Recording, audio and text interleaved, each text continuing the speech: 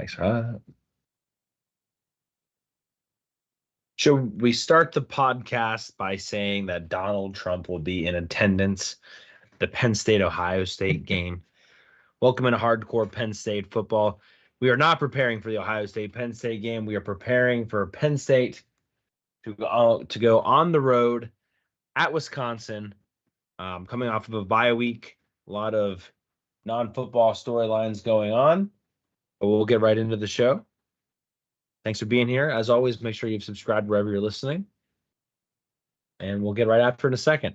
I'm so distracted right now because my dog, when he jumps on the bed, he tries to make a bed. He burrows a little bit, and he just couldn't figure it out. And he's just made a complete mess over here. And I'm just laughing at him right now because he's got no idea what he's doing. It's very distracting. So, which dog? Fade, the black one. So. Okay. Shout out to, let's get into the show. I'll do some shout outs. Welcome into Hardcore Penn State Football. I'm Cory Lestochi. With me, as always, the great Shawn Kane. How are you doing today, Shawn? Good, Cory. Ready to talk some election with you. I mean, Penn State, Wisconsin with you. That's right. Shout out to 2 kids, 1 wife. I guess that's better than 2 wives, 1 kid. But shout out to you, my friend. Unless and you're also shout out to a friend of the pod, Robert Gwiznok, in attendance. He is just as of a couple minutes ago, just touched down in Chicago. Will be at the game this weekend in Camp Randall. So we will have at least 1 Penn State fan in attendance there. So thank you guys for being here. Say hello, whether it's on X or whether it's on YouTube. Appreciate y'all being here. Shawn, Penn State plays Wisconsin on Saturday, although I feel like not a lot of people have spoke a lot about Wisconsin, a lot of other things going on.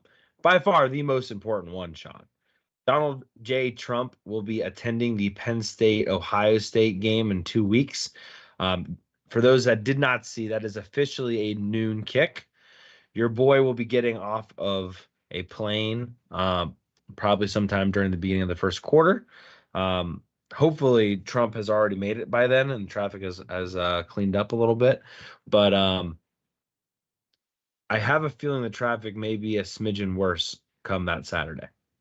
Yeah, I would think so. And I know, just the nature of being a presidential candidate, and then obviously what's happened with him over the summer. I think the Secret Service will be increased. So expecting some delays. I know for myself, leaving from Scranton, I'm probably going to have to leave a little bit earlier. But what are you going to do? I guess they have to be safe for him. Hey, Shawn, do me a favor and tilt that camera down just a smidgen as we kind of get started in this. Yeah, I don't really actually want to talk about that too much. I just thought it was really funny. No, that's that. As far as the whole press conference debacle yesterday, we do have a fan question on that, so we'll hold off a smidgen on that for just a second. Bye week, Shawn. Not a ton of news coming out of the bye week. We got a non-answer out of James Franklin on KJ Winston. Kind of weird, the phrasing of it. It was visited with him and his family. Don't know if that means KJ Winston's at home. It doesn't know if his family came up, but it seems, and this was the case even when they were asked Zakee Wheatley about it, it seems to me that KJ Winston's a little bit more detached from the program. And that's full speculation, but it doesn't seem like he's a part of the meetings or as involved as, say, some of the other injuries where they may return this season. Is that kind of the vibe you're getting right now, Shawn? I think so. And I think we talked privately a little bit about this. I'm not expecting KJ to come back. Just based on, like you said, the vibes. It's not clear where he is right now. I assume he's home with his family, and that's fine. And keep in mind, we're in the year 2024, so a lot of these guys are taking online classes to begin with. KJ Winston was projected to be an All-American, and he probably had online classes planned before he had any injury. So with that, he probably is just at home. I assume doing some rehab work. Like you said, though, a lot of times guys do stay around the program, especially if they're supposed to come back. But I will say this, though. I think if he's not back in 2024 slash 2025, 2024 slash early 2025, I do think there's a chance he comes back next season. Just because I think he's going to want to put more, I think it would be wise from a football perspective to put more tape out there, because you don't want to risk not playing your last year. There's limited tape and you kind of get lost in the shuffle a little bit. Yeah, I've been bouncing back and forth on that. I'm not exactly sure how I feel yet on that. I don't think they're going to be, he's going to come back this year unless it's a playoff run, which at that point, yes, you want him back. But I guess my question then becomes, how much can he gel and shake off the rust in the playoff game? So it's not, I don't know. It'd be interesting to see what happens there. But otherwise, I don't know if I would necessarily expect him back. Otherwise, Sean, what other news coming out of the bye week? I was a little bit detached. I was up in Maine for a little bit. What else has been going on around Penn State football? Well, Franklin he was asked about the slow starts. He almost seemed, I don't want to say taken aback by the question, but he said he disagreed a little bit with the question. I think usually it's the I don't know if I would agree with that phrasing. Yes. Is usually what he likes to say a lot of the time nowadays. Yeah, that was that. And I mean, I don't know how he doesn't see it that way. I mean, I guess you could make an argument. Technically, we had a 3-and-out and we kicked a field goal to start the game last week or 2 weeks ago at USC, but still, I think you understand where it's coming from. We were still down 20-6 at halftime. So that's not really where you want to be at the end of a half. So thought that was interesting. Also, we have I have a couple little recruiting nuggets for you. Because recruiting, nice. Yeah, recruiting in a bye week. A lot of people that follow recruiting know a lot of what the staff does is recruiting. So Brandon Finney, who committed to Oregon over the summer, we were all surprised when he did that. I told y'all, keep an eye on this one. Penn State might be able to flip him. He is officially on Flip Watch. Blue White Illustrated has crystal balled him to flip to Penn State. So we know what crystal balls mean. Hopefully this one is right. And then another one, Sean Fitz said on the Blue White Illustrated pod, Andrew Olish, Michigan's tight end commit, was visited by James Franklin. So it seems Penn State may be alive for another flip too. So those would be 2 flips from 2 Big Ten schools. So hopefully there's fire. Maybe. So that would be awesome if we could flip them both. I'd take even one though. And the Olish one is interesting to me. I mean, I don't know how you look at that from a Tyler Warren perspective and then even look at Luke Reynolds and how much he's played early, and you don't get excited about that opportunity. I mean, I think you can almost negatively recruit Penn State at this point at tight end and say they have so many guys that you're not going to get playing time. And then Luke Reynolds came in and said, if you're good enough, you will. Well, supposedly, according to a lot of the recruiting gurus, that's a good point, too, about Luke Reynolds. One of the reasons Olish wants to go to Michigan is playing time. And part of that is, Andrew Rapplier is still young. He still probably has a couple more years with the program after this year. And Luke Reynolds is there. So it's going to be, plus Matt Henderson's coming in, who's certainly no slouch of a recruit either. So it's going to be a crowded room. But like you said, we showed that we will play multiple tight ends. And as long as Andy Kotelnicki is the offensive coordinator, he's going to play, regardless of position, the best guys. They're going to find the field. That's one of the things I like about him. Plus, you look at Michigan, they have an awesome tight end up there by the name of Colson Loveland. Yeah, Loveland. Yeah, and he's having a good year, but he's going to be limited because they have nobody to throw him the ball. Like right. I said, you look at his stats, they're pretty good, but they're not as good as Tyler Warren, and he's basically their whole offense. Entire offense. So what does that tell you? What else do you have? I mean, the corner news I think is huge. I don't think people. I don't know if maybe all of the casual Penn State fans out there are really aware of like how impactful this is, but to steal a commit of this, value from Oregon, I think is a huge deal. And maybe because it's in the middle of the season, maybe because it's not officially a flip yet, but this is a big deal. Yeah, absolutely. And this was a guy that was on Penn State's radar. Everybody kind of thought he was going to commit to Penn State, then he commits to Oregon out of nowhere. First thing that usually comes to mind is it NIL related? Maybe, but he might circle back around. So maybe Penn State's off to a good start this year. Maybe we improve the NIL package. I don't really know. I think Finney also really liked Penn State to begin with. So it might be a little bit of an easier conversation to have to get him to flip back to Penn State. And then, well, obviously the other news that we're going to get into with the fan question. That's right. Well, let's jump in that direction right now, shall we? With the fan question.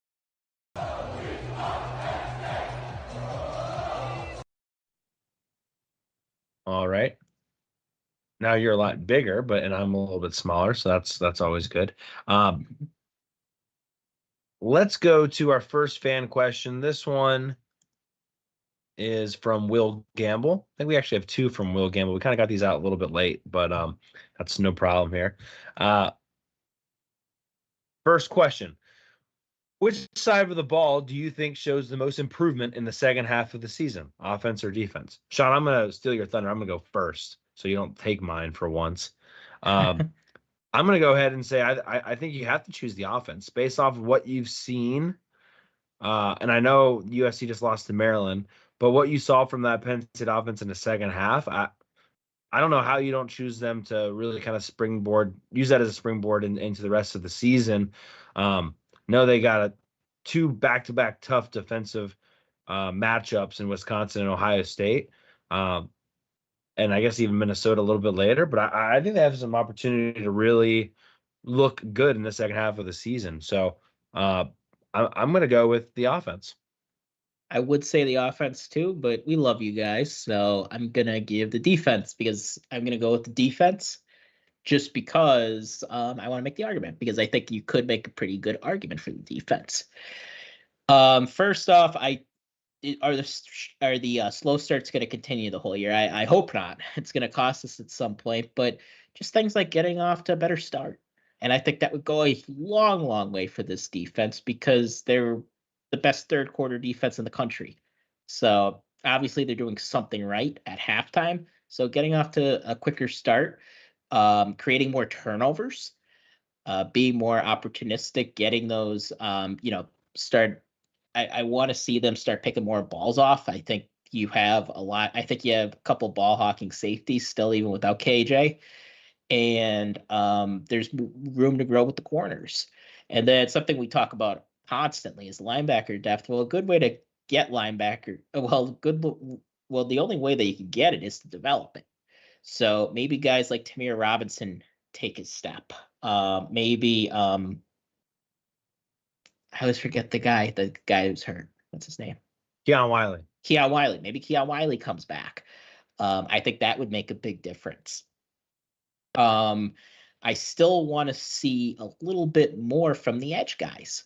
Yeah. I think they've been good, but I want to see great.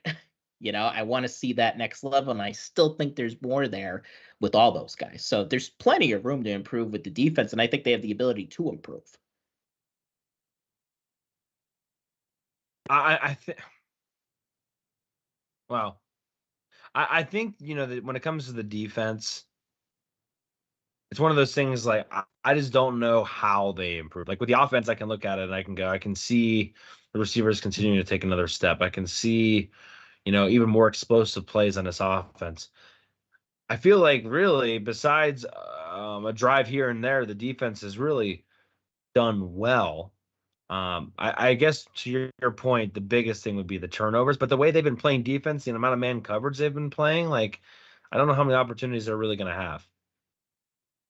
Yeah, I still think there's some room because as we talk about, sometimes there's a difference between being a top 10, 15 defense and being a top 5 defense. Does this defense have it in them to become a top 5 defense? I think that's a good question.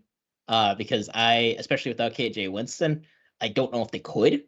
But do I think there's Right. room to improve? Sure. And also, I just want to give you both sides of the argument. Well, I appreciate that. I appreciate that. Let's go to the next question here. This is a really good question. This question comes from Dear Old White and Blue. Penn State's offense has looked more impressive than the scores indicate this season. Last season, the scores looked more impressive than the offensive performance. Is this due to not caring about the spread, red zone issues, lack of turnovers created on defense? What else? First of all, I don't necessarily subscribe. I'll pull a James Franklin here and I'll say, I don't know if I would exactly phrase it that way when it comes to the caring about the spread. However, I think the other two are valuable, specifically the red zone issues. Uh, I've used this term before, the maroon zone. If you look at Penn State's touchdown percentage in the red zone, it's actually 21st in the country, right around 71%. And I'm not just not that smart. I just happened to literally look at the stats right before the show started. But that red zone touchdown percent doesn't account for drives that stalled in the 30-yard line, the 40-yard line. That to me is where we should be taking those stats from nowadays, because kickers have the ability to kick from that far out. So I've always been a proponent of expanding that red zone out a little bit further, and the stats for Penn State would drop significantly. And you're exactly right. The touchdowns and the conversions on drives haven't really been there. And I think it's mostly because they haven't been able to get the ball in the end zone once they get around the 30, 35-yard line on the opposing side of the field. So that to me is the biggest one. Obviously, a pick six or setting up the offense inside the 5 would help too. But honestly, Penn State's had a decent amount of explosive plays. They just haven't been able to finish, and I don't know if that necessarily would change very much, even if they got a turnover to put them in that position. So they just got to find a way to finish, and it's kind of surprising to me, given the fact that they have a running game and a really good tight end. Like, to me, I'm not overly concerned because I think they have the weapons to fix that. Because typically you don't see teams struggle with this if they have a good running game and a good tight end. So I think they can fix it. And they're going to need to fix it. They're going to need to fix it this week. They can't go on the road at Wisconsin and not convert for touchdowns in the red zone or in the maroon zone. Settling for field goals is just not going to happen. And obviously it's not going to be enough when Penn State hosts Ohio State in a couple weeks. Yeah, I think a lot of that is those last, like you said, those last 2 points. Just stall it. We've had a lot of drive stall out. I think the question to ask is why. Because for what you stated, typically teams with good tight ends and that could run the ball, and you have a big arm quarterback that could fit the ball into small windows when the field gets smaller. You have a quarterback that could really fit things in there, and our best receiver is tall in Harrison Wallace. So I think we have the tools to do it. I think sometimes Nicky, if there's a criticism I have, sometimes he gets a little cute in the red zone. We ran a lot of plays short of the goal line for some reason. We did that a couple times at USC with Warren. Credit USC, they made good open field tackles, but I don't know why you don't just have him in the end zone or have something designed for him in the end zone. So I think that has something to do with it. Also, something else on top of not getting the turnovers, Penn State gives up a lot more. By a lot, I mean we're still pretty good in total yards on defense. We give up more drives though than we did last season, and we find ourselves having to go 85 to 90 yards a lot more than we did. So, because for whatever reason, all the punters seem to be really good this year too. So it feels like almost every game we're losing the field position battle. And it's nothing against Riley Thompson either. He's doing a good job, but it's we're giving up too many yards on defense. So I think if we were a little more suffocating on defense, like we were a season ago, and like we were with Manny in general, even in 2022, I think that would go a pretty long way to improve adding to our scoring offense. Yeah, and, you're just getting extra possessions too, right? I mean, absolutely more opportunities. If Penn State adds another touchdown here and another touchdown there, I don't think this is talked about as much. Even against USC, you mentioned Tyler Warren running those routes short of the goal line. Worked against UCLA, kind of ran it twice against USC, and USC made a great open field tackle both times, which an open field tackle against Tyler Warren's not easy. Credit USC, they did it twice in one game, but that's potentially 11 more points right there. So it's little things like that. And in the case of that USC game, they were able to execute. And, if you're Andy Kotelnicki, you're probably thinking 7 times out of 10, we break that tackle and we score, and it's a safe throw. But I do agree that I think sometimes Andy Kotelnicki does get a little cute when it gets into the opposing territory. One drive against USC, they didn't even run the ball up the gut once they got inside the 5. They didn't even give Katron Allen a chance. And you're just like, you probably want to give Katron Allen at least one shot to score. And then later in the game, they did let him, and he was able to score. So I think a little bit of all that is combined. But again, you're getting to the point of the season where you don't want to be playing with your food. You kind of need to know who you are and execute when you have the opportunities. Don't play with your meat. Yes, that's right. Dak Rivers once said. Don't play with that meat. All right, the question you guys have all been waiting for. I'm sure people will all agree in the comments with no problem. Shout out to Kent on YouTube as well. He's talking about Wisconsin winning Run to Football. We'll be previewing Wisconsin in just 1 second. First, the final question here is from Will Gamble. After tonight's debacle, so he called it a debacle too, so I guess I'm allowed to call it a debacle. At the press conference, I'd also be curious to hear both of your thoughts on it. So first of all, we can call it a press conference. It's really the after practice huddle, and I think that's an important part to add to this, is that it's not a press conference to discuss that specific event. But for those that did not hear the news, 2 former Penn State players that were kicked off the team in the summer, defensive end Jamil Lyons and linebacker Kavion Keys, both were officially charged with rape and other crimes yesterday. And James Franklin had the press conference / huddle after the practice today. I think the news broke like an hour or two before the press conference officially. There was a official news posted by the university about the charges. And before the huddle began, one of the sports information directors read a, what's the proper word for that, Sean? Statement, thank you. Read a statement about it, basically saying, hey, we're not going to talk about it. Franklin's not going to talk about it. If you have any questions, you can reach out to me or the other SID. So be it. Then John Sauber from Center Daily Times asked specifically about that incident, in which Franklin pointed over to the SID, and the SID again kind of repeated the statement. And then Franklin restarted the huddle. And then Audrey Snyder of The Athletic asked another question in relation to that incident.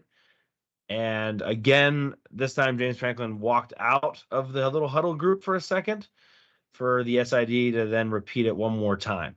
And then I think Franklin took 2 or 3 questions after that. So that, if you hadn't heard, was the summary of that. Nothing breaking as far as Penn State football news. These 2 players had not been on the team since the summer. We talked about it then. We talked about the impact of it. It really kind of hurts Penn State, which is obviously secondary to kind of the disgusting nature of the charges and how those 2 should be prosecuted to the full extent of the law. But we did talk about Penn State football and its impact in the summer. Obviously, from a depth perspective, Jamil Lyons was going to make an impact. We've seen how Kayvion Keys probably could have benefited this team, et cetera, et cetera. The debacle was in the sense of James Franklin not even willing to provide a sentence in regard to the incident. Instead, walking away the second time when asked the question about it. John Sauber and Audrey Snyder potentially coincidentally have a podcast together. I actually think it's a pretty good podcast. Audrey Snyder is obviously someone we've spoken highly of before. I do think it comes off a little bit of in cahoots that they asked back-to-back questions like that and recorded it. It did come off a little bit kind of as gotcha journalism to a certain extent. However, journalists have every right to ask questions and follow-up questions, even if an SID gives a statement. That's kind of their job. I don't think this is an issue, Sean, to get to the long part of the actual answer here. I don't think this is an issue if James Franklin just says, I'll refer to what the SID just said and what the university statement was. Besides that, I have no further comment. I think if he says that, in Marshawn Lynch fashion and says, I'm just here so I don't get fined, but he just, says that statement every time, I don't think this is a national story. I think this became a national story in the sense of how James Franklin looked displeased about it and then walked out of the huddle before then having the SID defend him again. A lot of national media people kind of made the point of, you're the highest paid person at Penn State, you're the highest person paid in the state of Pennsylvania, et cetera, et cetera. You need to, be willing to face the music, so to speak. However, I feel like facing the music already happened in the summer because those guys were expelled. But anyway, I think it just wouldn't have been anything, Sean, if he just simply stays there and says, we've already addressed this with the statement that was just given. Next question. And I know the legal part of it is don't say anything, but I don't think you get in trouble for saying that by anybody. And so optics is everything, right, Sean? And the tone at which it came off it didn't settle well. And I know people are going to defend the media. People are going to defend James Franklin. I just think in general, the whole thing could have just been done better. And I mean, how many times do we say it about these things? Yeah, I think well, I'll start with Audrey's question because it was really Audrey's question that people are going crazy on, and it was, when did James know what happened? And when in the summer did he know? And here's the thing, guys. Journalists, and you're allowed to have a problem with her question. Definitely. We've criticized reporters. Was it Audrey's question that we criticized just a few weeks ago? You're allowed to do that. But then some of these reactions that I see online, like saying to take her press credentials away, like, are you insane? This is part of her job to ask uncomfortable questions. Now, would I have asked it? All honestly, Cory, I probably wouldn't have, because the sports information director had already said he's not going to ask questions. We have a big game coming up. I think there are plenty of football-related questions he could ask. However, it's a fair question to ask. She's allowed to ask it. And I think if we're going to pull press credentials because we're uncomfortable with the question, that's craziness to me. To suggest that nobody from Penn State has, but I see these people online and it's like, come on, guys. And then as far as Franklin's reaction to it, yeah, you just made what's an awkward situation worse. All you have to do is look in the camera and say, I think Cory and I are on the same page here. Just stick to, it's an ongoing legal matter. They're no longer on the team, and we're not going to have any other comment at this time. That's it. It doesn't take anything more than that. And nobody would be talking about it because, unfortunately, things like this do happen at a lot of campuses. And I mean, I can't, we're not even going to get into sexual assaults on campus. It's It's been a problem for a long time, and sometimes, yes, that involves athletes. So it's not something that's exclusive to Penn State and Jameel Lyons and Kavion Keys, what they're being accused of.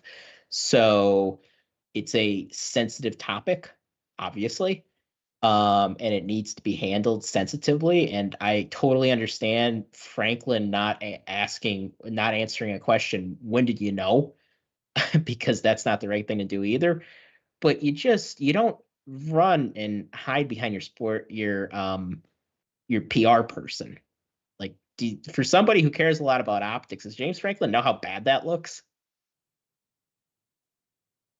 I almost, again, I'm curious how much he had to say in this, because don't feel like he's the kind of person that doesn't want to be the one saying something, to be honest with you. That Well, doesn't then seem very. as sports people, that they need their heads examined. um go back a second to there was something else that you had said that I wanted to touch on for a second there. Right before you said, were they aware? You said something about,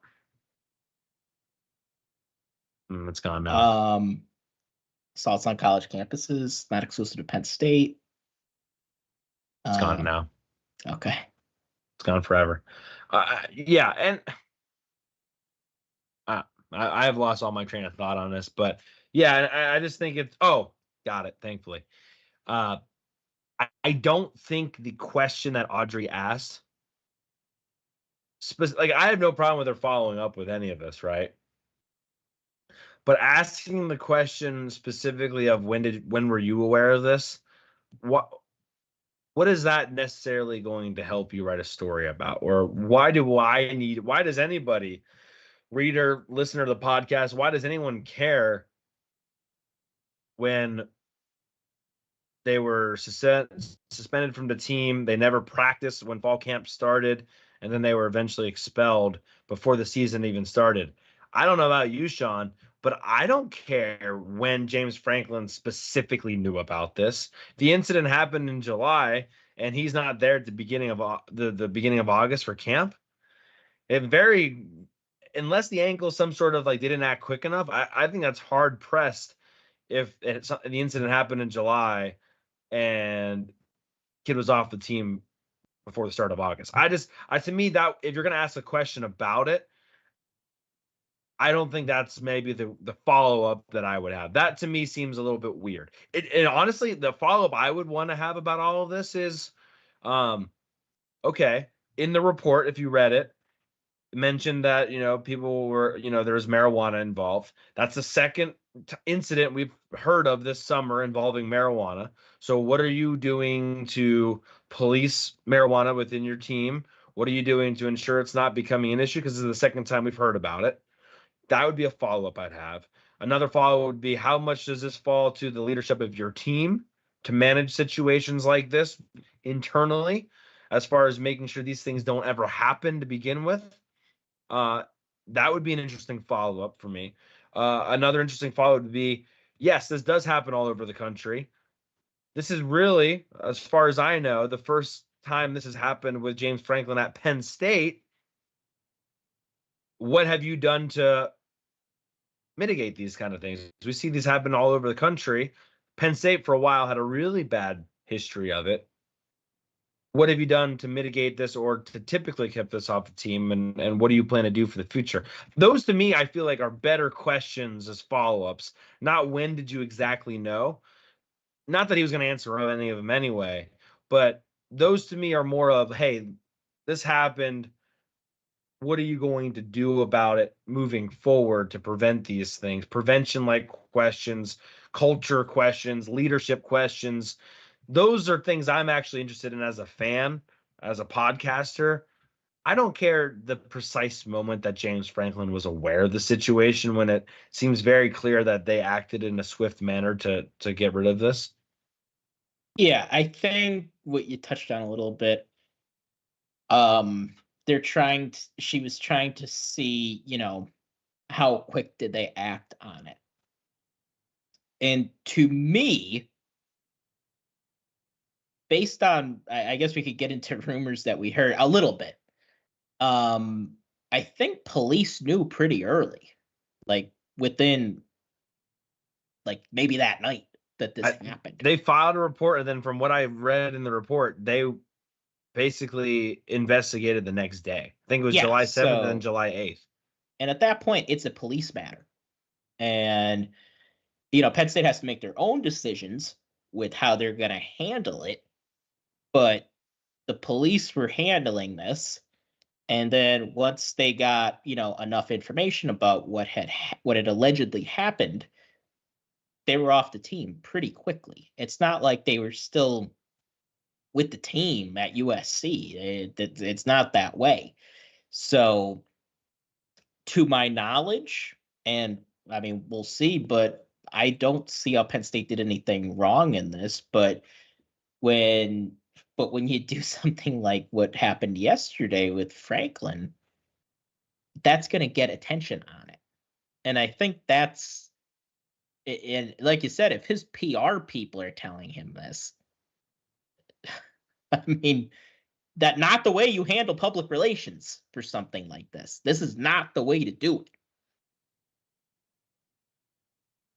Yeah, I'd be curious once all the legal stuff is done, once they're convicted. It seemed like a pretty, nothing's as open and shut as things maybe could, but this seems pretty. The fact that they found video evidence on one of the phones, I mean, what else are you going to do? They have one witness. I don't think this is going to take too long. And hopefully at that point, once the legal matters are closed, Franklin's able to provide some sort of statement condemning these actions. So that's my thought on it. I really don't think it would have been a big deal if he just says no comment. It's already been addressed. Some people disagree with us on X on that. Whatever. I don't care. I just wanted to say that some people brought up the Vandy situation. I just wanted to just mention that, the accusation is, oh, Franklin had this issue at Vandy too.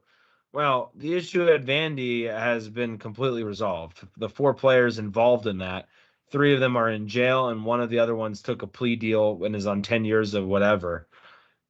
So all in all, James Franklin has, as far as we know, has had 6 former players that have have been charged and then essentially convicted of these crimes in the last 11 years, and all of them have faced repercussions. So this idea that like Franklin's covering something up that's just complete asinine. I mean, I don't know what else you want the guy to do besides literally help make sure those kids, didn't cover those up and those kids went to jail. And then I don't know what else you want him to do as far as getting the information, suspending from the team, eventually being expelled from school, and then charged, all within a couple months.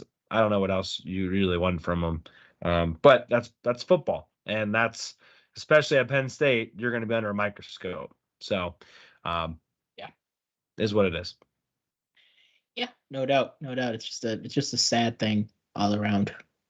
It's very, very sad. Yeah, and I mentioned it at the top of all of that, but just to reiterate one more time, in case I need to, those 2 players, I mean, deserve nothing but the worst. You just can't put yourselves in a position where anything like that is possible. And then I feel like as men, there's a certain level of responsibility we need to have within the community. And unfortunately they did not uphold their duties to do that. And that's just disappointing. So all in all, just disgusting. And I, like I said, I hope they receive the full extent of the law if found guilty. Yeah, same here. It's just, like I said, such a sad thing. And obviously it's worse for the victim. So yeah, it's just victims. I apologize. So Yeah, it's Yeah, just there's terrible. everyone's written about it, but the whole report's out there. You can go look at it. It's pretty damning.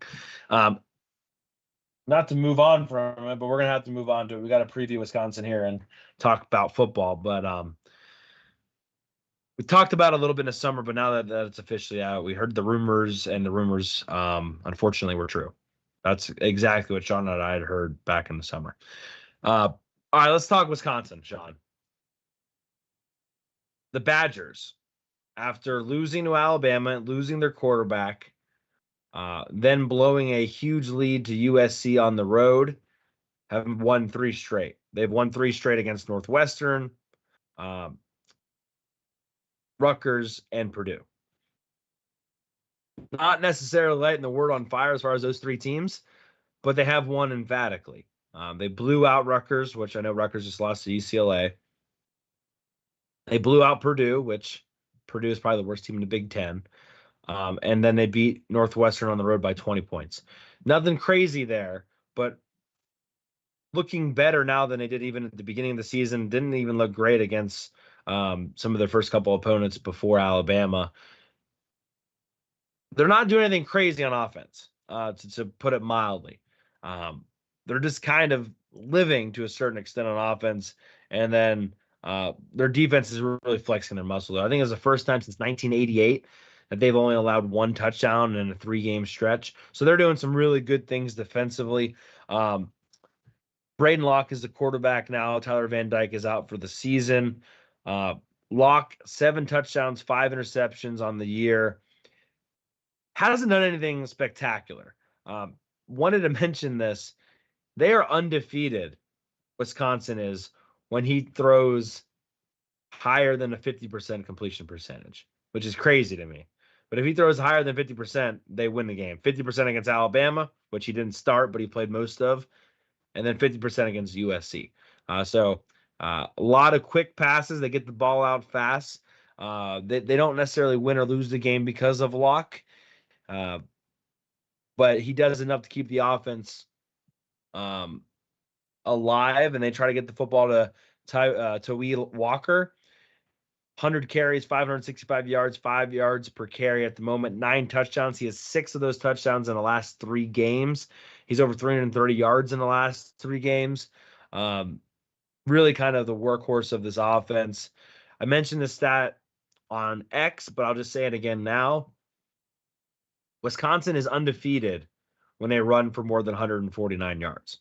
So keep that in their back pocket. Start making you wonder, can Penn State hold Wisconsin to less than 150 yards? Statistics would probably say yes, but that's kind of that benchmark Wisconsin wants to get to. They can play their game. They're not going to throw the ball a lot. Sean, what are your thoughts on this Wisconsin offense? You're muted, by the way. They are very dependent on their running back, Tawee Walker. He rushed for over 100 yards back-to-back games now against Rutgers and Northwestern. I mean, I watched a lot of the Northwestern game, and honestly, it seemed like a sleepy day in Evanston, and Penn State knows all about those. Are they still in Evanston at that soccer field? I think that's still there. I don't know if it's technically in Evanston or not, but it's northern Chicago. Yeah, and it just seemed like a sleepy day there. Like I said, we've experienced that before as well. But they're able, I do think they're able to run the ball. I do think, their offensive line is pretty good. So, and like you said, they get the ball. Locke gets the ball out of his hands pretty quick. Interesting that he throws an interception every game. I had that written down too, Sean. Yeah, that is something that might be a concern, especially when you're playing against a defense that's going to be better than any of the defenses he's played so far. I guess I include Alabama in that. So they're going to want to prevent interceptions. And I think the way they're going to try to do it, I'm not sure how successful they're going to be. I think they're going to try to run the ball. Now, Wisconsin, they tried an air raid offense last season, and I think that was the plan going into this year. But they're much more balanced than they were. So there's a lot more balance. It's not old school fullback with Barry Alvarez running the ball anymore, but they have had most of their success when they've had, as Cory stated, when they've had success running the ball. And anytime 9 out of 10 times when you have your backup quarterback in, you're going to need to run the ball to win games, and that's going to be what Wisconsin tries to do on Saturday. No receiver over 314 yards receiving. No receiver with 3 touchdowns receiving. They are going to try to run the ball against Northwestern. By the way, Locke's longest pass was just 26 yards. So again, they're going to try to run the rock. 23rd in sacks allowed. I think Landon Tangwall had I think it was 2.6 something seconds per release. So they're getting the ball out fast. Be curious if Penn State's able to get home. Again, 23rd in the country in sacks allowed. Before we switch over to the defense, I just want to mention they're 93rd in turnover differential. So they're not great in turnover differential. I also wanted to mention their kicker, Nathaniel Vakos, 6 for 10 on the year. So Penn State not the only one that had some kicking issues there. Weirdly enough, he's 2 for 2 outside of 50, but for whatever reason, 40 to 49, he's 0 for 2. So keep that in your back of your pocket. He's Jordan there. Stout. Kinda. Only hit the long ones. He did miss one from inside of 19, which I didn't look up. I don't know if it was blocked or if he just missed it. So that might just be a block. But sorry, I was a little bit lazy there and didn't look up exactly why he missed that short one. I think this offense isn't going to be a problem if Penn State can put them away early. I think this is an offense, though, that if they can sustain some drives and wear you out a little bit and they can keep their defense off the field, this game gets more worrisome very quickly as the night goes on in Camp Randall. Braden Locke seems like a guy who I think actually, well, first of all, was playing way better than he was playing at the beginning of that Alabama game once he had to come in. So he's gaining some confidence there. That being said, I don't want to see Locke gain confidence in this game either. If he hits some early passes, gain some confidence, and is able to hang around for a little bit, like you said, he's throwing an interception every game. He's probably going to have one against Penn State. But is that going to knock him out? That's going to be the question mark. Can Penn State finish a drive and maybe knock out the crowd along with it? Because that opportunity is going to come for Penn State. Be curious whether or not they're able to take advantage of it. But if this game is close and Locke is able to get some momentum and they're able to run the ball a little bit and lean on that run game and wear out the defense, there's a recipe there where it gets really, really frustrating for this Penn State team. Let's switch over to the defense side, Sean. What do you like about this Wisconsin defense? Yeah, they don't give up a ton of passing yards. I believe, they are top 10 in the country in pass defense. We just played against a team in USC who was top 20 going in pass defense. We had a lot of success against them. But it is interesting when you factor in the last 3 teams they played. I mean, they might be the 3 worst quarterbacks in the Big Ten. So that certainly factors in. Miller Moss threw the ball fine on them. I think Miller Moss is a pretty good quarterback, and those receivers are even better than he is. Jalen Milrose, a really good quarterback at Bama. He also has some terrific receivers. Do I think our receivers are as good as theirs? No. But do I think Drew Aller is either in that Jalen Milroe class or close? Yeah. So that certainly helps. And Tyler Warren is one of the best weapons of college football. So I do kind of like the way we match up with them in that aspect, even though they are a talented secondary. And part of the reason is they don't sack the quarterback a ton. They only have 12 sacks on the year. So they're, I think they've played 7 games, so they're on pace for less than 25 sacks. And they did play against not so great competition, and they still only have that. So that's going to be an issue for them if they're not able to get home and Drew has all day to pick them apart, because I know our receivers were maligned a little bit last year. I do think there have been real strides made, and we have Tyler Warren. So, and that doesn't even get into, I think we're going to be able to run the ball on these guys a decent amount. Provided, the big asterisk there, provided Nick Singleton is healthy. I think we'll have success running the ball. The biggest stat for me that I'm keeping in mind is that they are 16th in the country in red zone touchdowns allowed, only allowing touchdowns 47% of the time in the red zone. We just talked about Penn State not being able to finish drives. If that continues and Penn State's being held to field goals, you get a little bit nervous about that. I agree with you that I think Penn State should be able to move the ball on these guys, but statistically, and I know they haven't faced some great offenses since Alabama, Rutgers, Purdue, Northwestern isn't anything to write home about, but they are 14th in total defense. To give you some perspective on this, Sean, Illinois is currently 50th in total defense, and USC is 69th. So at Camp Randall at night, I almost just assume that the defense is just going to play one level above whatever you expect them to be because they're at night in that environment. But Penn State, I said this with the USC game, Penn State has a run game that you can take on the road. And so that got to make you feel better from the sense of we can wear these guys out, we can get a lead, but again, just gotta find a way to finish once you get down there. Jaheim Thomas, 43 tackles, 1 sack. Safety Preston Zachman, 2 interceptions on the year. Not great at getting turnovers. One of those games, Sean, where you just don't want any magic to happen, right? You just take care of the football, make Wisconsin get you off the field. Don't give them anything cheap, and you feel pretty good about it from a Penn State offensive perspective. Hope David Blaine isn't there. The magic.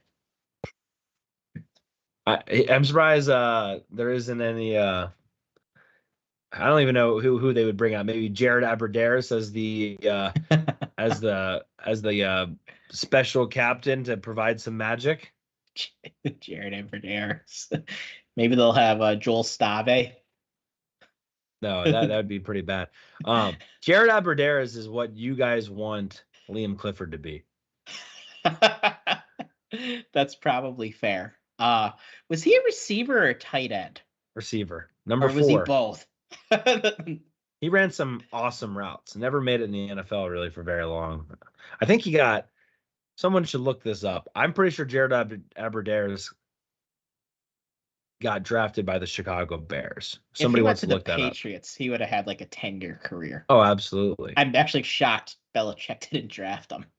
He was a hell of a route runner. Yeah, and that's all they had in New England was just route runners, and they won a million Super Bowls that way. But no, we don't need any Jared Aberdarius magic there on Saturday night.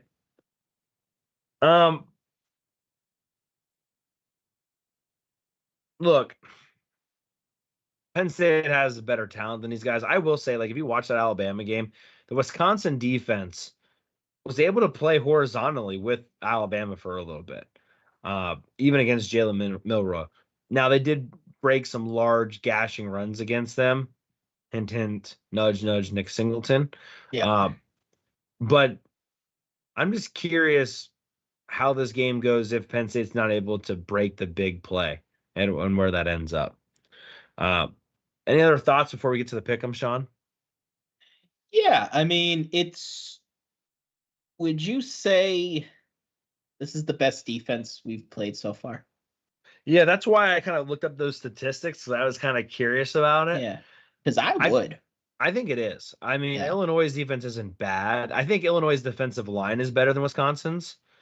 But fundamentally, I think you got some good coaches over there that obviously know how to play and coach defense.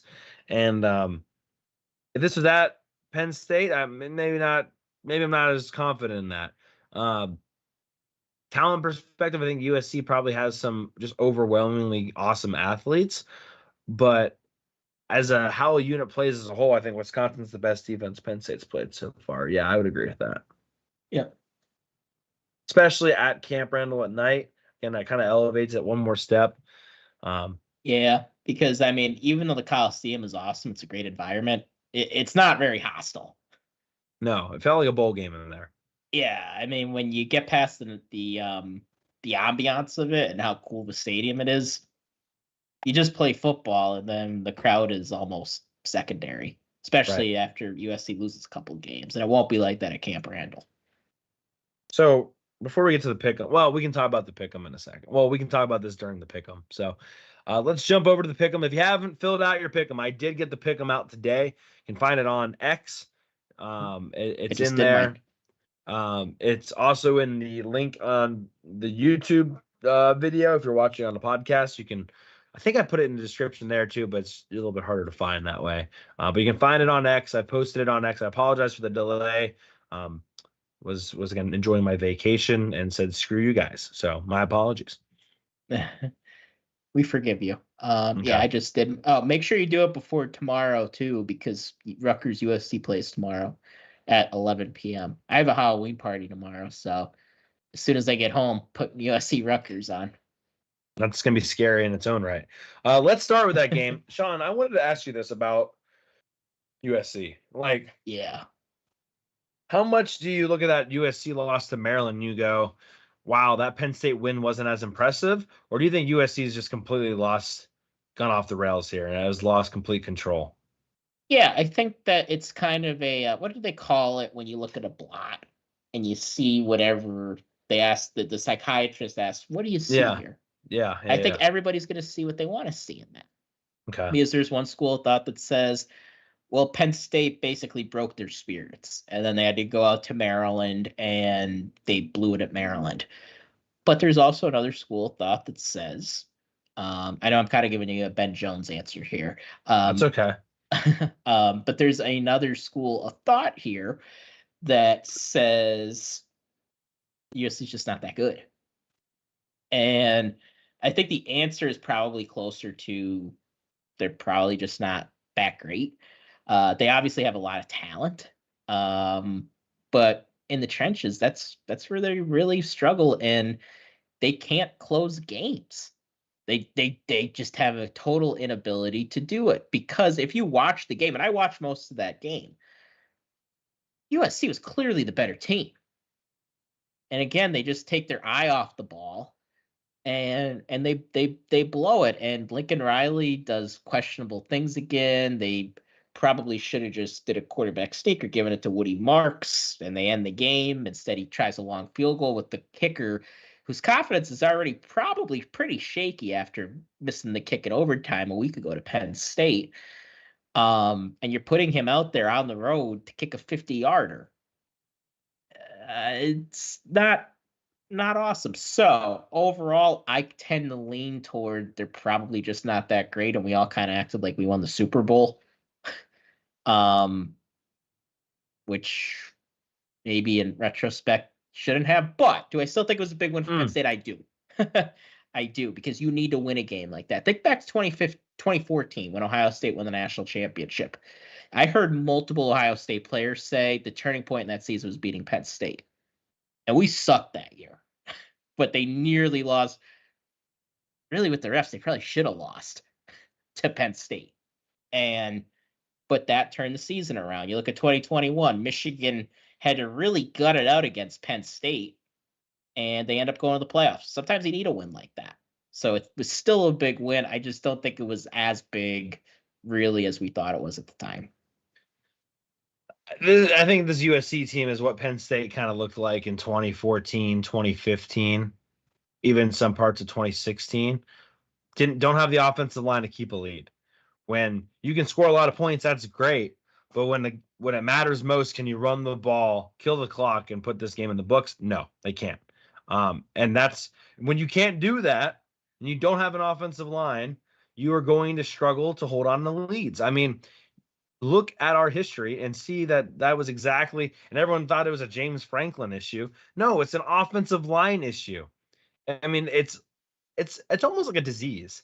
It's like the symptoms of losing games that you're ahead in Okay, well, why did you lose those games? Well, you didn't have any confidence in your offensive line down the stretch. That's exactly what's happening at USC right now. Exactly what happened at Penn State. Really, really, from 2015, 2016, and 2017 to a certain degree. Just wasn't able to hold on to leads. And it makes you play down the teams you shouldn't play down to, but you still have the athletes to play with the best teams. I mean, look at Penn State when they played Maryland in 2014. Like that game shouldn't have been that close, but it was. I mean, so anyway, that's my 2 cents on it. I think USC is a good team. They just don't have the offensive line yet. People are like, "Oh, Lincoln Riley." Like Lincoln Riley has made some conservative decisions in the last couple of weeks, but I think a lot of those conservative decisions is because in the back of his mind is he didn't trust the offensive line, and that is why those are happening. Now, I think Franklin sometimes doubled down on being aggressive with an offensive line. Even in that Maryland game, he went for it a couple times saying screw it, like let's just try to kill the game now instead of trying to punt or put our defense back on the field. So 2 ways to go about it. I think Franklin was conservative sometimes in that sense too. There was times even in the 27 Ohio State game where they decided to kick a field goal instead of going for it down there inside the 5. So anyway, I think Lincoln Riley's going to be fine. I think they're going to get there. They just got to continue to develop the offensive line, and they'll be okay. I'm going to take USC to beat Rutgers. I'm taking USC too, and USC better beat Rutgers. Yeah.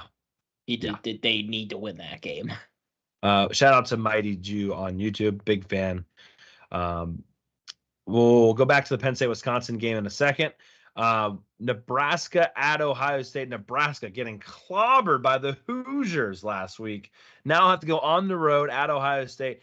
A second ago, Nebraska thought that Indiana game was just going to be an easy win for them, and now they're trying to pick up the PCs before traveling to the shoe. All right, before I make my pick, I'll just pick Ohio State. Yeah. Cory, Matt Rule. Thoughts? How would you not want Matt Rule to be your head coach right now, Sean? Explain to me how you wouldn't take him over James Franklin. He would reunite the Paterno fan base. We would have a golden fountain in front of Gate A with just money spewing out of it. Anytime you want something, they just go into the Matt Rule magical bag and they pull out whatever you want, and you'll get whatever you need because he's going to just reinvigorate and inspire this donation fan base, and we're gonna be living with money, and the likes of Ohio State won't even be able to compete with us because if James Franklin does leave, I don't know if you saw this tweet, and I love for the bloggy, but I don't know why they're so outlandish. I don't know if they owe Matt Rule money, but like, did you see the part where they said that if James Franklin left in 2025, which they think the cupboard's bare and that it would be a good time for him to leave? Okay, I don't agree with that necessarily, but okay, I'll ignore that for a second. They say that the next best option would be Matt Rule. How about the guy who just spanked them? Yeah. Well, look, I'll put it this: who would I take as a coach? I'd probably take Dave Signetti. And by the way, Kurt Signetti. What am I? I don't know where I got Dave from. But I think he's Northwestern's coach. I think his first name is Dave. Dave Braun. Yeah. But Sean, here's my thing. I don't even, before you go down this rabbit hole, I want to be very clear. I don't even think Matt Rule is a bad guy. Don't get me wrong. Like, I'm not even opposed to Matt Rule being the coach compared to some other people. But it's this idea that Matt Rule is just like the end all be all going to save all of our financial troubles is hysterical to me. But please continue. Okay. Yes, I really wanted to hear it. That's why I teed it up for you. And you drove it down the fairway 300 yards. All right. So I like Matt Rule. I think Matt Rule could coach. He is a program builder. Nebraska's going to be a good team. It is a problem. He can't beat anybody in the top 25, though. This is a recurring issue for him. Going back to his time at Baylor. That Oklahoma game, I think it was 2019. It just sticks in my mind where they had it won, and it just all collapsed all within like a quarter. And it's an ongoing theme for him. And like I said, I think he's a fine coach. And if James Franklin were to leave, would he be on my short list? Sure, because he has a connection here. But the thing is, if people think you're getting a big difference from James Franklin if he was here, because we're supposedly going to get more donations, it's not really how it works. Do I think maybe more people would donate? Maybe. But that's not everything, guys. Even in today's day and age, it's not everything. I still think if you, I know people get on Franklin for not being able to beat really good teams. I get it. But he was able to beat teams like Iowa. Look at his record against Iowa. I think he's only lost 2 games to them. One of them was during the COVID year. And we used to play them almost every year for some reason, even though they're in the West. He's never, knock on wood, lost to Wisconsin. And Wisconsin is ranked more often than that. This year, they're a little outside the top 25, but he's beaten them. He just beat Illinois. Matt Rhule hasn't beat top 25 teams in a long, long time. And it's an issue. And if he were to be the coach here, you'd be damn sure you'd be hearing about it if he wasn't able to do that. Loss. I mean, ignore even like the bigger games. Like losing to Indiana at Indiana is one thing. Getting blown out by them is another, in my opinion. Yeah, Losing to Illinois at home, like, what are we talking about here? And then people want to say, well, he's rebuilding at Nebraska. Like Cignetti isn't? Right. Kirk Cignetti, all love to Tom Allen. He wasn't left anything. No. And he had to totally rebuild that, and they're undefeated. And they just annihilated Nebraska, and Matt Rhule had a 1-year head start on him. So the whole building thing, I don't like Coach Prime, but he has shortened the grace period to be good based off of the transfer portal. Like, if you can hit a home run on your quarterback in the transfer portal as a year 1 guy or as a year 2 guy, you can be formidable almost immediately. Sherrone Moore missed that memo. Yes, he did. Now, it's not a guarantee, but I mean, look what Curtis Rourke has been able to. Now he's injured, so who knows? But this is the Curtis Rourke podcast, so anyway. He's been really freaking good. All right, let's move on. Let's talk about Indiana. Indiana's hosting Washington this weekend. Kind of forgot until now that Curtis Rourke was a little banged up. Washington's coming into town. Washington beat Michigan. Didn't seem to end up being a big deal to beat Michigan. I'm taking Indiana win because I think Curt Cignetti's a good coach, and they still got some good pieces. But I think this one's going to be closer now without Rourke. Yeah, I'm going to take Indiana to win. I would probably take them to beat anybody until they beat Ohio State, until they play Ohio State. And I think that's when Cinderella becomes a bit of a pumpkin. Yeah. Let's go to a top 25 matchup, Illinois at Oregon. The last time Illinois has played a number 1 team, they beat them. Forget when it was. 19 something. It was a while ago, I thought. Wonder who that was. I'll find it for you a second. I think it was The Athletic. I saw it. Was it one of those random years Iowa was really good? Peyton Fry? I'm going to find it for you just because I care about you. Yeah, I'll make my pick while you're looking at that. I'm going to take Oregon. It would be really good for us if Illinois were to win this game, because then that just solidifies that as a marquee win. If Illinois is able to go on the road, beat Oregon, Illinois is going to be right smack dab in the middle of that playoff hunt then. So it's a big game for both. But I just think Oregon I think it'll be similar to our game with them, with Illinois, and that Illinois will try to drag Oregon into the mud. I actually think Oregon is built for that a little bit more than the other Pac-12 teams are, and they'll be able to roll with the punches a little bit more. And they end up winning probably by a couple scores like Penn State did. The last time that Oregon was ranked number 1 in the AP poll, they lost the next week at home. The last time Illinois played number 1 on the road, they beat number 1 Ohio State in 2007. So I believe that was Juice. Rashard Mendenhall, yeah, and Juice. Fun so there kid. You have it. There you have it. I'm going to take Illinois to win the game. Oh. Yeah. Okay. Do I think, go I almost said Herb Hand. Herb Brooks on you. If they play 9 times, they probably win 10. But Dylan Gabriel has had turnover problems. Brett Bielema has already played at Nebraska, at Penn State, going at Oregon. I know Josh Pate thinks it's the best stadium ever as far as loudness. I don't think that affects Brett Bielema teams. I think Illinois gets a couple turnovers. They do play in the mud, like you say, and why not add some more chaos to it? So I'm going to take Illinois to win. Oregon, kind of crazy. They played Ohio State. They went on the road at Purdue and looked really good out there. Although I think Purdue played not to lose. They got to get rid of that guy. But anyway, I'm going to take Illinois to win. Why not? Yeah, and Illinois, they don't play Ohio State this year. I don't believe so. They'd be in the driver's seat then to make the playoff. Penn State would have a tiebreaker over them, but yeah, they'd be right there in that race. It gets really messy if you start looking at the race right now. Yeah, there are too many undefeated teams still. So, and a lot of them don't play each other. It'll sort itself out. But what's that? A lot of them don't play each other. Like what the committee or what the Big Ten's hoping for is Oregon and Penn State go undefeated, and then this is very easy, cut and dry, like who should go. Right. The issue technically is I believe Indiana could also go undefeated without playing Oregon or Penn State.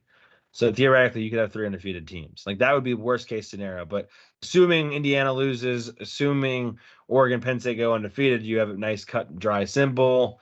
Also, obviously, Ohio State could beat Penn State, then it's very simple too. But there's a lot of doomsday scenarios out there with a bunch of one-loss teams that gets very confusing very fast.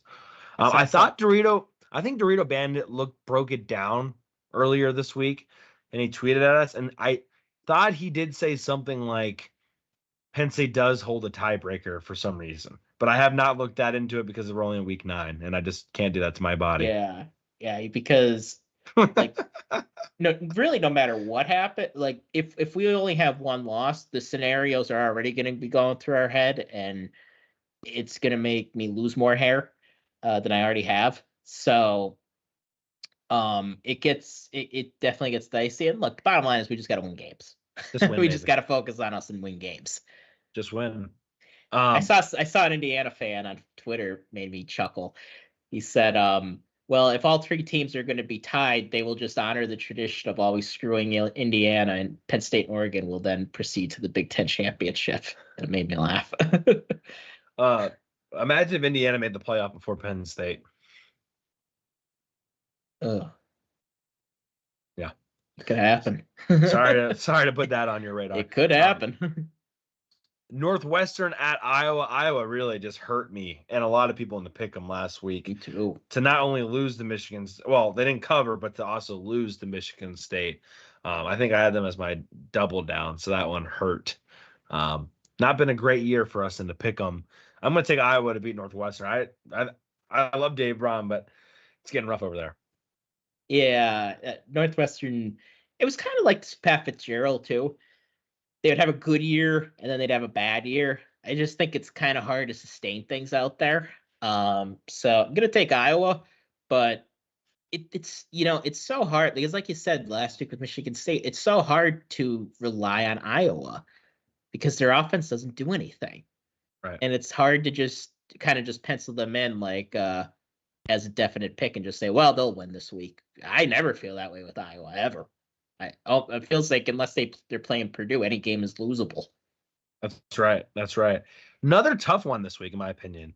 Maryland at Minnesota. Maryland coming off that big win against USC. Sean, it is not officially November yet. I'm going to take the Gophers at home.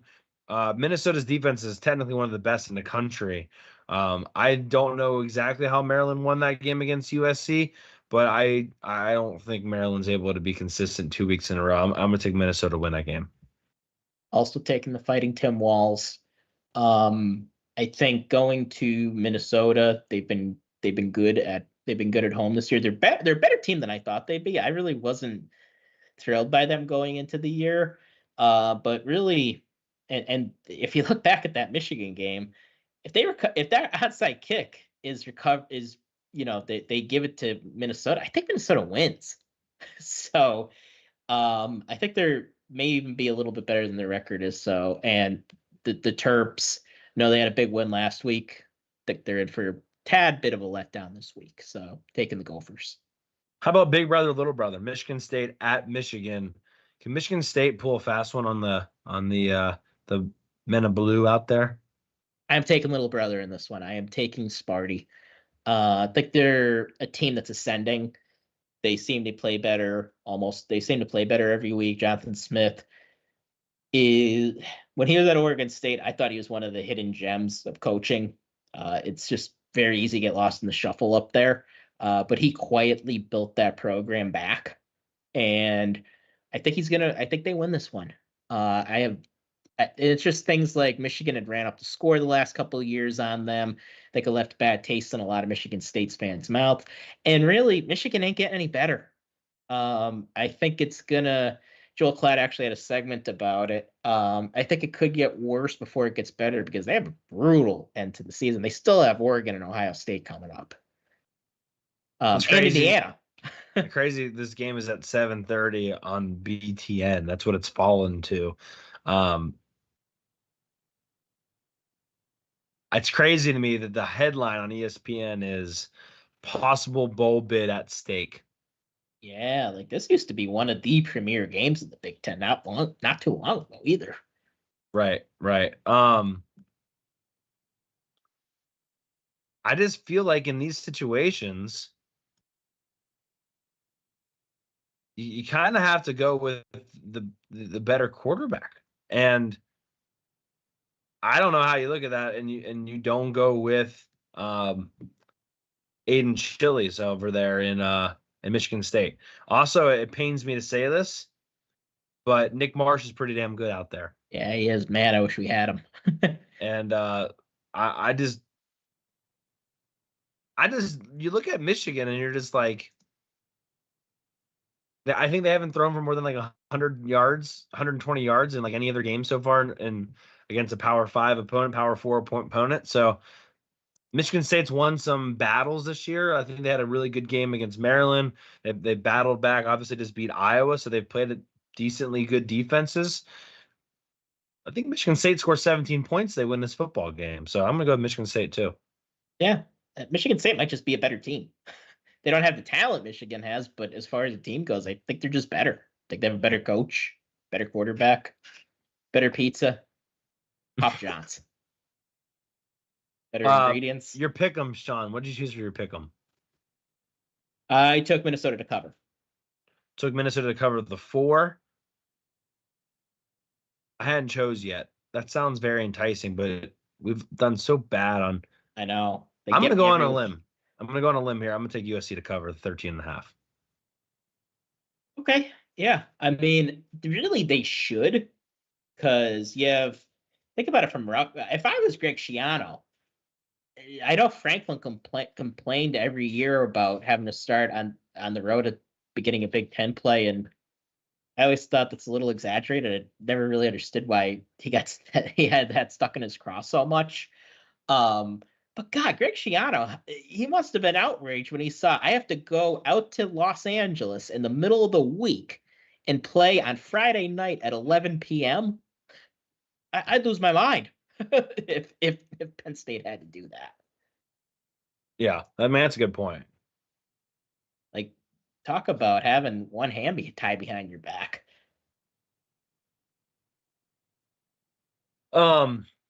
Just a little live update for people. Kyle McCord for Syracuse has thrown 3 interceptions in 9 minutes. Syracuse is down 17-0 to Pitt. He is channeling his inner Kyle McCord. Why? If Ohio State doesn't have Marvin Harrison Jr., how much does Penn State beat? Do they even beat him? I guess maybe not. That's such a bad game. That game. People talk about the 2017 game, Penn State at Ohio State. You got to look at last year in hindsight at some point. and probably look at a lot of last year in hindsight and wonder if if you just had Andy Kotelnicki, is it that much a difference? I wasn't afraid. I wasn't ready to make that earlier in the year, but I'm getting to the point now where I'm like, holy shit, this could have really been a lot different. The 2 games Penn State lost to, if they have Andy Kotelnicki, it's hard to imagine they lose both of them again. No argument for me.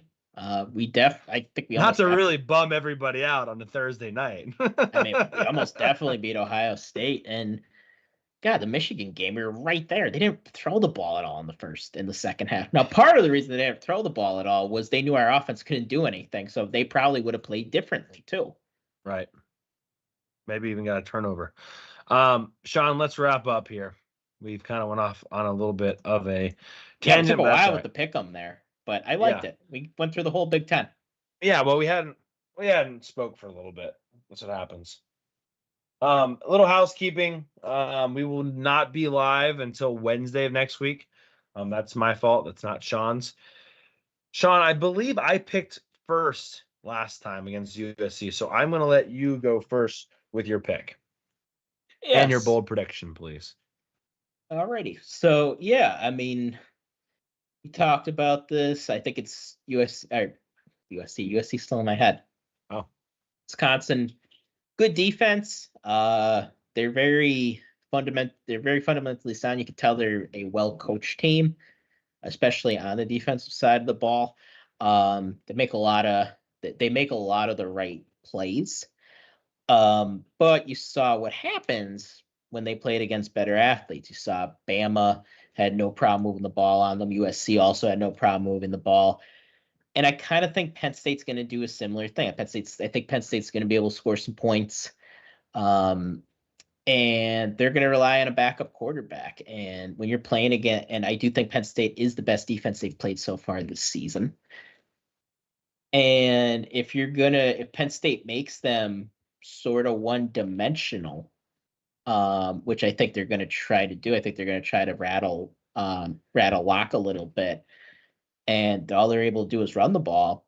I don't think that's how you beat Penn State, especially when you're at a talent deficiency. So I'm going to take Penn State to win. I'm going to take Penn State to win 31-20.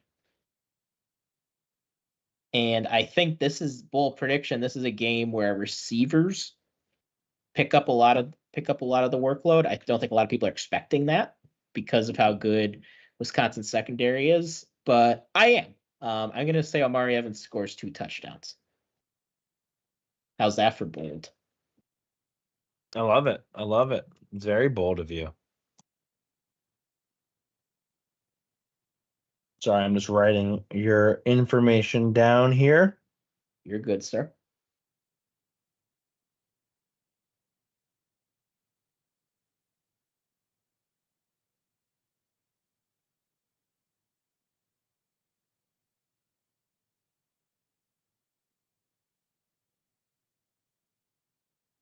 All right.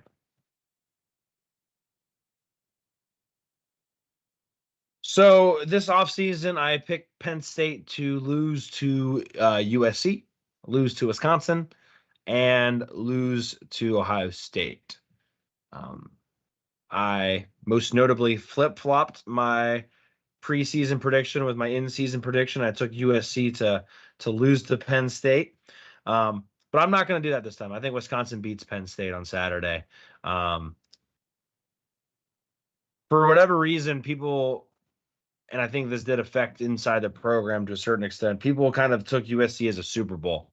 I mean, even the beat reporters acknowledged that the players were celebrating the most that they'd seen in quite some time. And it seemed like a massive win for them, an over-the-hump kind of moment, which I don't necessarily deny the importance of that win. But to me, especially now, it's just another win on the schedule. And you've got a lot more important games in front of you if you want Penn State to be what we're hoping they would be. So I don't know if they're over that USC win yet. We already know kind of how Penn State is after bye weeks. I expect some lethargic play out of them, especially going on the road. I know Wisconsin hasn't necessarily played anyone of talent, but they have won 3 straight. and they do have some momentum, and momentum does mean something in this day and age. And the backup quarterback's got some momentum behind him. I can't completely ignore the latest in the drama surrounding Penn State. I don't think it's a huge deal, but it doesn't help anything. And I think it negatively impacts the team, whether it's by a large portion or a small margin. I don't know, but it's just another addition that we have to be aware of. And then Penn State's playing on the road at Camp Randall at night. Last time Penn State played out at Wisconsin, it was a Fox Noon Big Kick at 12 o'clock. It will be a different environment, and it's going to be rowdy, especially since Wisconsin's only 2 losses is to Alabama, which I know doesn't look as good now, and obviously that collapse out at USC. I fully acknowledge Wisconsin hasn't played very many good teams. I don't necessarily know if Penn State's played very many good teams. I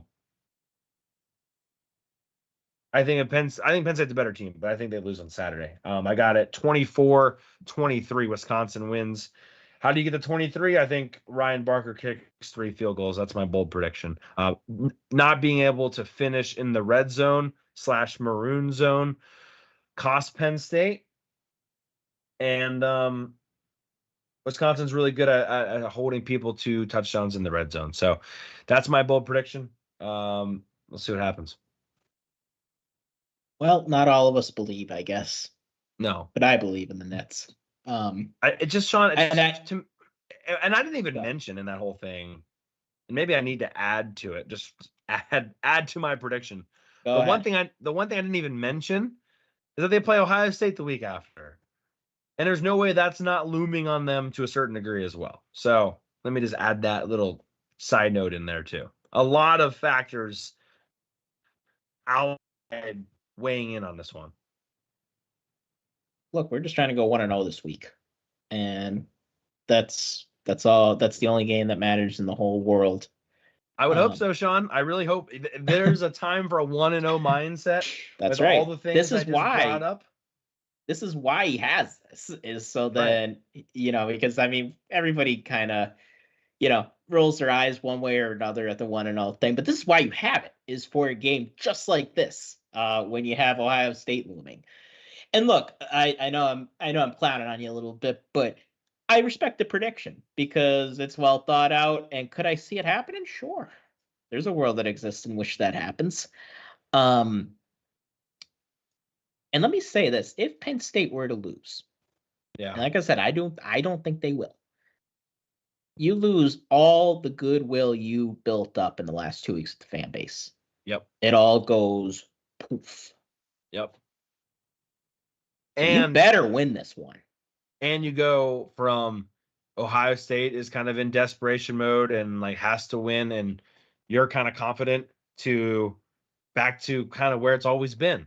And I know people can say, oh, you want to be the underdog against Ohio State, but I don't know if you necessarily do. You haven't been able to beat them since 2016. Like, whatever you have thought to be like the motivating factor to win this game hasn't been the case. I would much rather go in to Happy Valley undefeated to take on an Ohio State team that already has 1 loss. Maybe they're a little bit more desperate, and maybe they got to kind of put it all together to beat you, versus you have 1 loss and you're kind of reeling a little bit, and Ohio State has just blown out back-to-back teams to kind of recalibrate, and now you're kind of on the ropes. So Sean, I don't know. I think if you want to beat Ohio State, you got to beat Wisconsin this week. How does that make sense? Absolutely. You do not. And first off, Franklin has had woes coming off of buys. Or he has had woes coming off of buys, but after losses. I don't know if that would have the same kind of effect because it's Ohio State and you're going to be up for Ohio State no matter what. But you want to have some momentum going in there. And look at it this way. 2005, 2008, when 2 of the 3 last times Penn State has beaten Ohio State, or 2 of the 4 last times Penn State has beaten Ohio State, Penn State was undefeated and Ohio State had a loss coming in. So I think that tells you something too. Good point. Yeah, I'd much rather. It's better to win games Novel thought here. It's better to win than to lose. The podcast today. The Booger McFarland take of the day. But I think it's very important we win this one. Very, very important. And here's the thing: if you win, you're in the driver's seat for the playoff. Then I think you probably. I don't want to say definitively because Minnesota's a tricky team, but you probably come close to punching your ticket to the playoff if you win this one. And if you lose, and assuming you lose to Ohio State, you are in danger of missing the playoff. Yeah. Because look at the rest of the schedule. That USC win doesn't look that great right now. And right. I know the Illinois win was a nice one for sure. But how much do we really trust Illinois the rest of the way? Yeah. Yeah. So you got to win this one. I agree. And I hope that is the mindset because I agree with you 100%. I'm just worried that it's not getting that attention. Yeah. And I can understand that. I mean, they, like you said, I hope that celebration after the win, I hope it was just, we're on the road, emotional win, but you got to be able to get over it. You got to be able to move on past that. And I think that's one of the hardest things a coach could do is getting over an emotional loss, but also getting over an emotional win. And I think I tweeted that literally right after the game was like, this is going to be the hardest coaching that James Franklin has to do this season is recalibrating the team for after a win to prepare. So maybe the night game's good, Sean. Maybe I'm wrong on all this. And the night game provides some juice. Maybe this drama brings the team closer together. Maybe I'm wrong about all of it. And Penn State comes out and, gets up 14-0, and I think this game's over, right? You can't have that kind of weird hanging around game. See what happens. Let's see. Thank you guys so much for listening. If you made it this far, please make sure to like the video on YouTube. If you haven't already, please subscribe on the YouTube channel or wherever you're listening on podcast platforms. We're on X at Hardcore PSUFB. For Sean Kane. Or this way. Sorry. For Sean Kane. I'm Cory Lestochi. You've been listening to Hardcore Penn State Football. Thank you to Mighty Jew, Lambda, Kent, and 2 kids, 1 wife, all PSU, for hanging out with us on YouTube. We will be back Wednesday night. See y'all later. Have a good one, everybody. Go Yankees.